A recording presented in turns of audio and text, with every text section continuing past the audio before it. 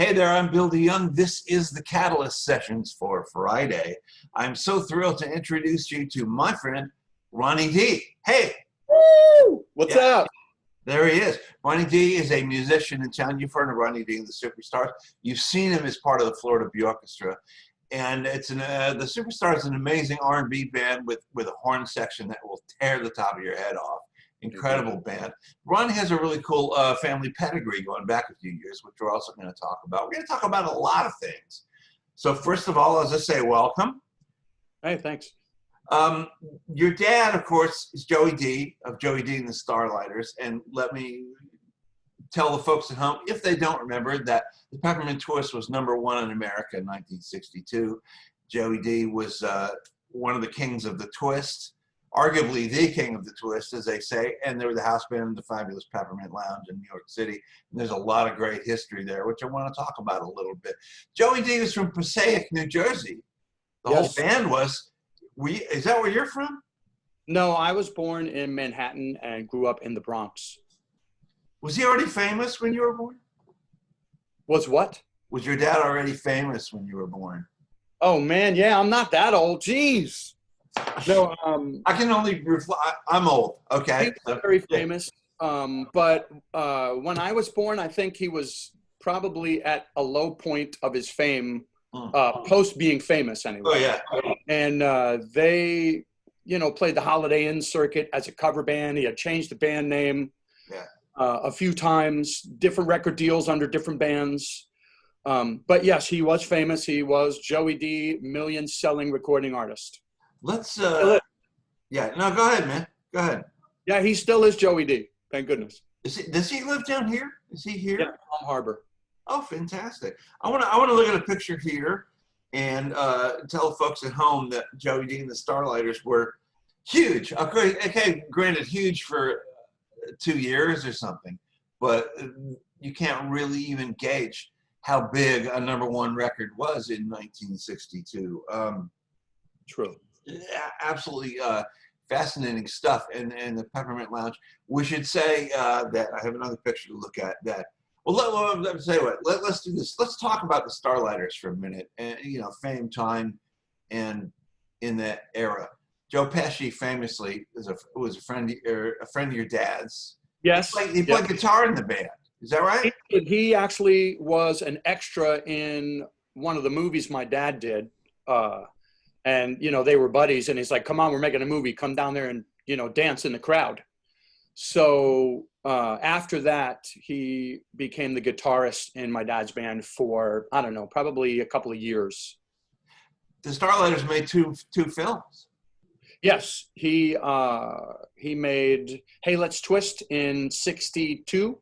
Yeah. And Tickets to Paris, I believe, in 63. So what's the deal, man?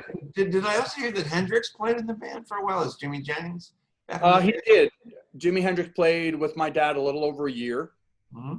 And from what my dad said, and it's to quote my dad, he's one of us, just a regular, cool type of dude that you would want to be friends with. He wasn't into any kind of psychedelics at that time. Yeah. But he was a showman, and my dad, had a great time being in the band with him. The first rehearsal that Hendrix came to, he lit a joint at rehearsal, and my father's wife, Joni, at the time, kicked him out of the house, had a freak out and kicked him out of the house. And my dad, as he tells it, followed him out to the car. Yeah, he was 100% mortified because my dad was having this spiritual, oh my God, this guy is the best guitar player I've ever seen in my life. And we're about to say, hey, you're in the band. So they had that break after the first little audition. Yeah. And they started, bullshitting or whatever. And he lights a joint and gets kicked out of the house. So yes, my dad ran out to the car after him and was like, but you're in the band. No. Pass me that joint, man. Yeah. No, I don't think my dad ever smoked weed, but he was quite the drinker for a long time. Well, I got another photo here. You see how high tech this whole deal is. Let's see. Okay, that. Oh, yeah, okay. I should be faster at this by now, Ron, but what can I say? What can I tell you? Where's my other picture? Shoot. You got to zoom that thing around. I'm too lame for words. I can't find it. Anyway, let's talk about the fact that when the Starlighters went to Europe, the Beatles opened for them in Stockholm. Yeah? Yes, they did. And as the story goes, when the Beatles came over the first time, Brian Epstein, said, "Hey, Joe, can you help these guys?" And he was like, I'm not seeing it. They're just a cover band. We have, I guess this was in some of those dates in Stockholm or whatever. Yeah. They weren't playing originals. And my dad told Brian Epstein, "Look, we have the real Chuck Berry in America. We have the real Little Richard in America. We don't, like a bunch of dudes coming over to just play covers. I don't see it." And then later, and the British invasion, obviously, my dad had no idea they were such brilliant writers. And then when they came over, and there's a video of them dancing at the Peppermint Lounge and all that kind of stuff. Yeah. Just later, when they were coming over to do Ed Sullivan, and then they all hung out, and John went and went out back for a production meeting with some of the guys in the band, and Ringo picked up a chick and left early, and all this kind of stuff. Is that the famous time when George threw a drink in a photographer's face? Wasn't that at the Peppermint Lounge? Because I do believe it was. I think Jane Mansfield was sitting at the table with them, or Mamie Van Doren, or one of them, or something. What a scene it must have been in that place. Oh yeah, check out this poster from Stockholm, which is real cool. Which that hopefully is on the screen. America's Twist King, Joey Dee, and England's pop gang, the Beatles. Yeah. And so, but they famously, as you say, they visited the lounge. Now the Starlighters were the house band for a year. Basically, you'd go there and here's this hit-making combo. Yeah, they were the house band at the Peppermint for months on end. Yeah. And then when Peppermint Twist came out, they would leave and tour once in a while. And the band that would replace them was the band that my mother got hired to be the lead singer of. So when my dad returned from one of the tours and, let's go hit the club or whatever, he was like, "Damn, who is that on?" And that, my mom, Lois Lee, and there's pictures of her on the internet. She had a couple of small record deals in the 60s, sang on a couple of movie soundtracks, made a couple of records. Pretty cool. I understand your mom was a great singer. I've heard you talk about her. Yeah, the best. She, when my dad hired her into the group, he did the smartest thing and the least egotistical thing that a rock star can do. I mean, that's one of the superpowers of my dad is he doesn't operate with any kind of ego unless it's a human rights violation, in which case he'll, throw jabs and uppercuts. Yeah, well, cool. But yeah.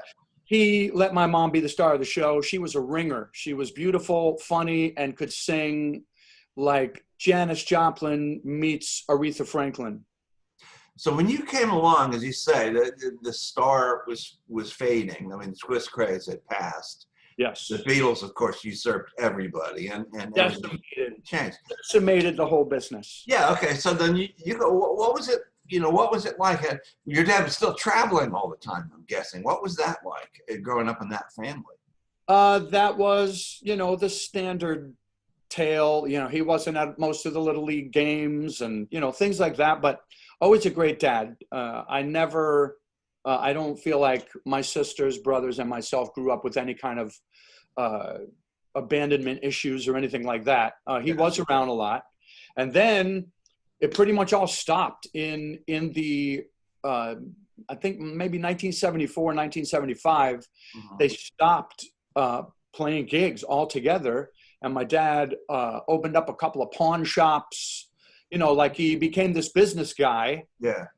And then I believe gold went south and everybody lost their ass. And we all moved in with my grandparents. Wow. Which was beautiful. So at the time it didn't, but looking back on it, it was awesome. We all lived in a small house, 1852 Tomlinson Avenue in the Bronx, New York. and Big my brother. Italian family in a little house in the Bronx, right? Yeah, that was Yeah, it. yeah. And we basically lived like that. My mom went to work as a secretary on Wall Street. My dad didn't really work for a while. And then he got the call to be on a Richard Nader rock and roll revival show. Yeah. Somewhere in Scranton, Pennsylvania, Wilkes-Barre, one of the small towns where they knew they could pack an 800-seat auditorium. Those kind of gigs saved a lot of people, didn't they? No doubt. Well, there had been a few of them when I was younger. Like the picture I posted with Bo Diddley was a Dick Clark show. Yeah. But it was kind of maybe when American Graffiti just came out, and that kind of sure. started the revival.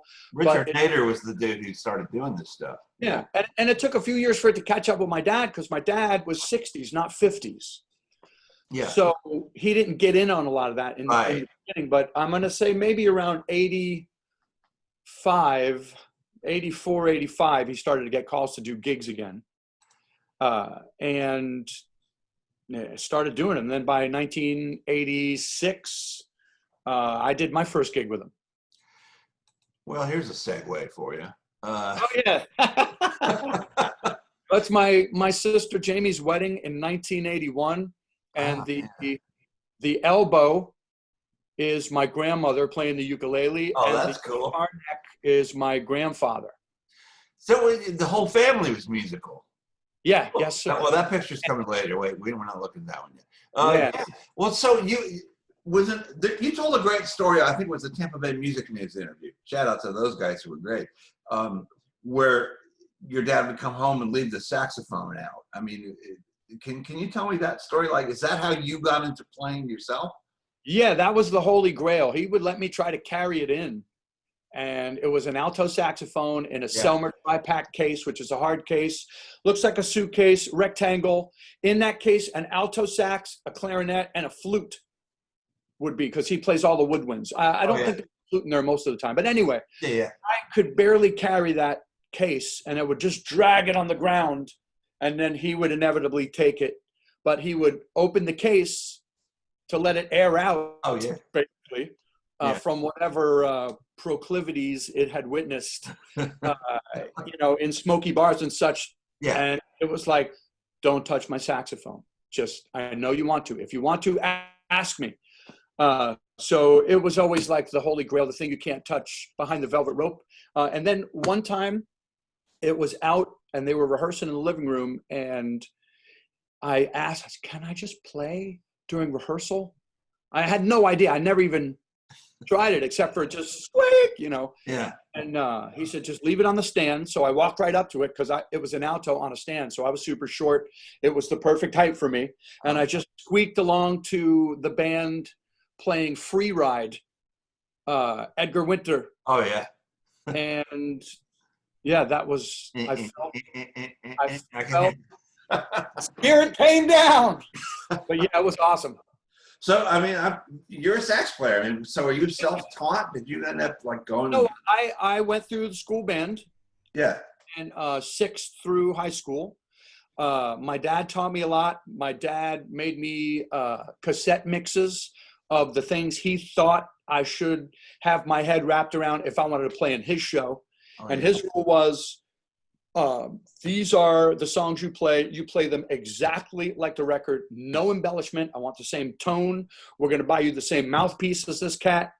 It was mostly King Curtis, Junior Walker,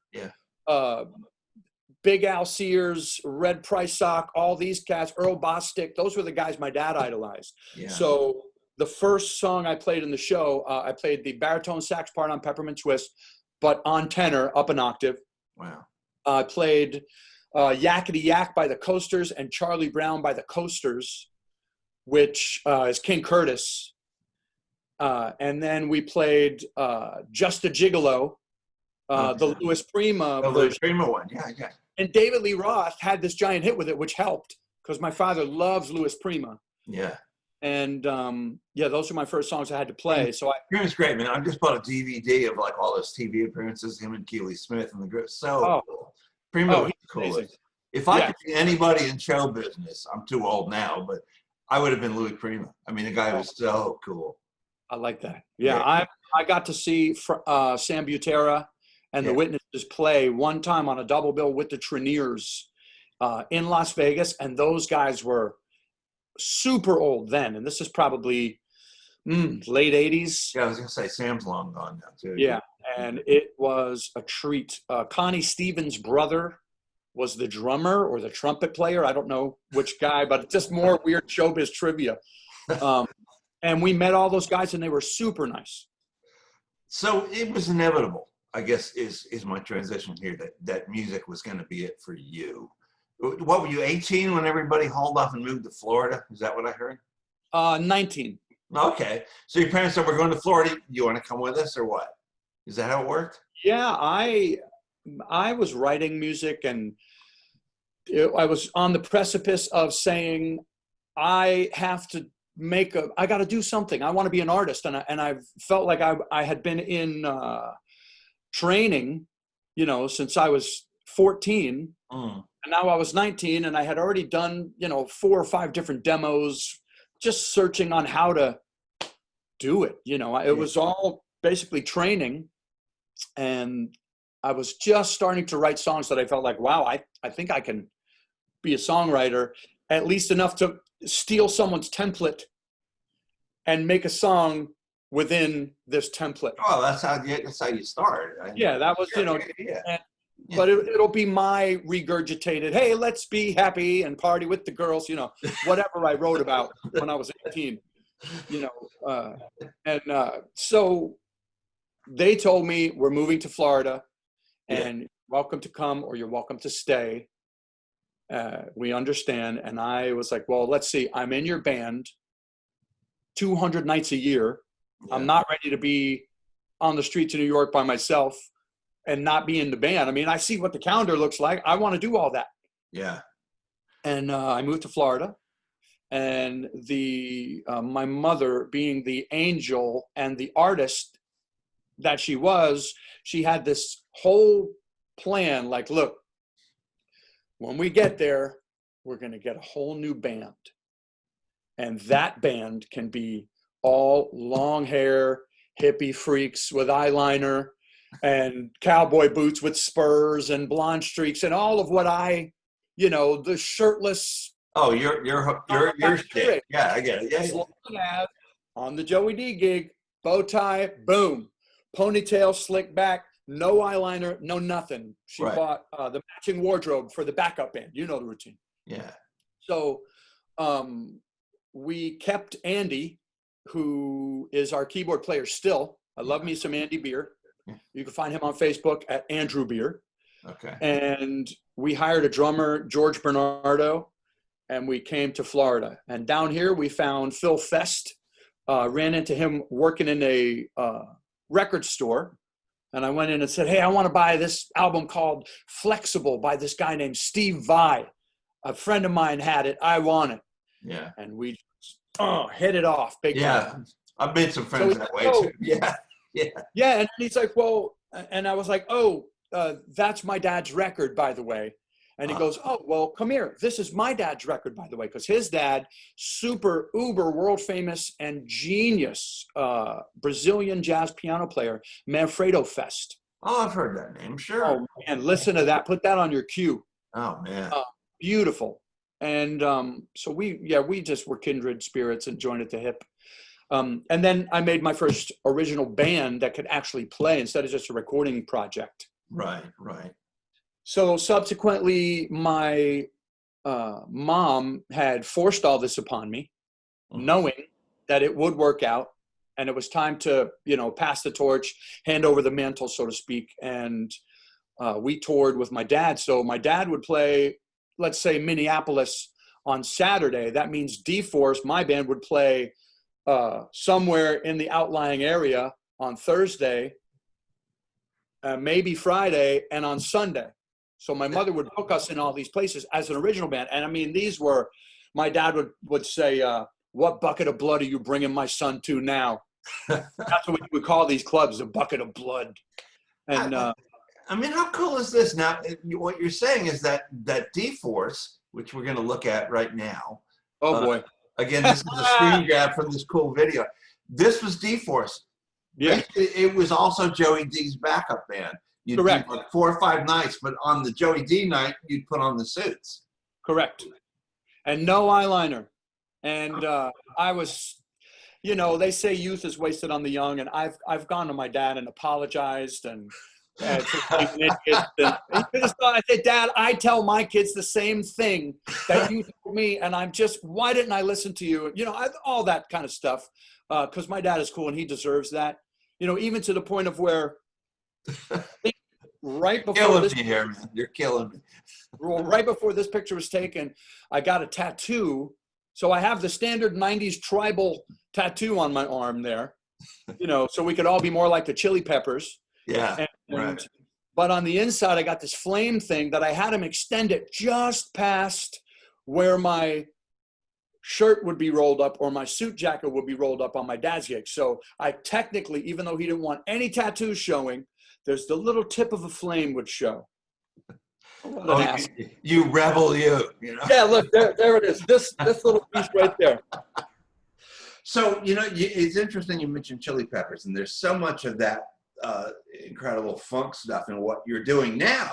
And, Oh, yeah. And so it's another great segue for me, because I do want to ask where, you know, where that influence came from. I mean, I've been watching all these superstars videos and listening to the stuff you do, and it's very funky and very R&B and very, well, high energy, I guess is the word. Where does that come from in you? I have so many influences. You know, again, I echo another phrase my parents would say, and I hated it when they would say this. You know, they would put on something I did not want to hear. We're driving in the van from the Bronx to Phoenix or wherever we're going, and they're going to like, it's a Sondheim trip now. And I'm like, and they would say, hey, if it's good, it's good. Yeah. So with regard to my influences, a lot of 40s, 50s, 60s, 70s, 80s, if it's good, it's good. And I love the Chili Peppers. I really got swept up in Living Color when I was living in the Bronx. My best friend in high school was in a band with Vernon Reid's guitar tech. Wow. Corey Glover was an amazing frontman too. Oh man, I idolize him. Even the neoprene surfing suits. Right. But I became infatuated with Living Color. They were a local band as far as I was concerned. They weren't famous yet. They were on the cusp of scoring a deal. They played at CB's. You know, we could go see them and have like on the train, you know, mosh pit. You know, they were like our local band. Our local boys done good. So they got the record deal, and I read an article in the Village Voice, an interview with Vernon Reid, where he said, well, we're going to go on the road with this band named Fishbone. And then in the summer, we're supposed to go out on the road with King's X and the Red Hot Chili Peppers. Mm-hmm. So based on that article, I got on the train. I went to Manhattan, Bleecker Bob's, which is the coolest record store going, where they had this kind of music. Yeah, I remember it. I got the Fishbone EP on cassette, and I got King's X, Out of the Silent Planet. And those records changed my life. It was a little bit later I got the Peppers. Yeah. But, you know, that became, you know, that was my denim jacket, was those patches. Oh, man. You know, that was my thing. All because Vernon had said, we're working with these guys. Check them out. Yeah, they were going to go open for them on a tour. Who knows? They were probably, you know, stuffed in their van, following behind the bigger van. I saw Living Color once. They opened a Stones tour in like '89 or something. Yeah. You know, and they were incredible. You know, the spectacle was there, but I thought they were cool. They were better than the Stones as far as rock and roll band. The energy was, you know, totally off the charts. It was a lot of fun. They were awesome. So didn't you play with maybe Greg Billings for a while? Didn't I see that? Oh, yeah. Yeah, I played with Billings for 4 years and change. Yeah. And that was great. I mean, he's awesome. And I got to play with George Harris. Yeah. Who is George is great. Like the greatest. He's Groucho Marx virtuoso on guitar. What else could I say? And and Leroy Myers is the drummer in that band, who's now in the Superstars. I got to meet and be in a band with Leroy Myers, he's one of my best friends that I've ever had in my entire life. Well, let's talk about the Superstars. Hey, look at those kids. Yeah, hey man. So now I gotta find my screen here. I'm still working this out, man. That's okay. Keep talking. I'll find you. Anyway, I can see you. You can see me. What was the thought behind this band? I mean, it can't look. I mean, to be honest, it can't be cheap to kind of have all these people. You know, not only buy it, but have all these people in the band. And, you want to talk about the financial part of it? It cost me a lot of money to be in this band. Yeah, I mean, so you know, you reminds me of St. Paul and the Broken Bones. It reminds me a lot of, you know, contemporary R&B horn bands, and I mean, it's a great sound. But every time I see that, I go, God darn it, that's got to be expensive to take out and to work. Why is it important to you to have all these people making this tremendous funky sound? Oh my goodness, I think the answer, it's not a very artistic one. The answer is, so you got Andy, who is to my far right, and Leroy right behind him, and then AJ in the back. Yeah. And then my sister Jamie making the face in the front, the pissed off Italian chick face. I could never think I'm going to go make money without having them come to make money. It's like I am loyal to them on a human level. So then we got Brian, who's right behind me, and Nalani, who's right next to me, who are as close to my blood family as you can get. And now joined with Tori and Daniel in the back, who are like my adopted sons, who are AJ's age. It's more of a, you know, how Italian is this, man? It's like the Corleones on the band. It is, and the deal is, I'll have 5 singers and 9 horns and 3 bass players and 2 drummers, because my son Jacob's an amazing drummer and he plays with us sometimes too. That's rather than anybody sit home if they wanted to come out and do the gig. It's like Parliament in that way. Yeah. We do Superstars gigs. Some of them, you know, if we're going to go do a 90-minute original set opening up for whatever, you know, there's no money in that. It's a paltry and embarrassing sum that I would divulge if you press me. But people don't need to see Elvis in his underwear that bad. No. It's fine. As a working musician, I mean, I saw you with the guitar player, bass player, and a drummer on that TV show. You know, and your sax. It's like, as a working band, I mean, you don't have to have all these players all the time. This is true. We'll get agents that'll say, that's how much you want. How much for a 4-piece? And I say, am I going to tell my sister, my son, my cousin, or my best friend to stay home? You tell me. So I'm not going to do that. So as much as I want to run all around town and steal everybody's $200 gig as a 3-piece, I'm not going to do that at this point. Maybe one day I'll be running around on the beach for $50 again, but I'm super lucky right now in that, and this is how we afford to do it. We are in a cover band also. We do super high-end corporate gigs and engagements of that ilk. Yeah. I've always wanted to say ilk. Yeah, it's a good word, ilk. Yeah. And it finances my artistic habit. I have this recording studio, which we're starting to book a lot of sessions, and a lot of the things we recorded are starting to actually come out, which also enables me to finance my artistic habit, so to speak. Yeah. Woo! Getting hot in here, man. Jeez. Well, it all makes sense when you say it that way, you know. And I need a drink. And David, I mean, the thing is now there are no gigs. How's the COVID thing been treating you? I mean, are you going completely stir crazy? Are you just frightened?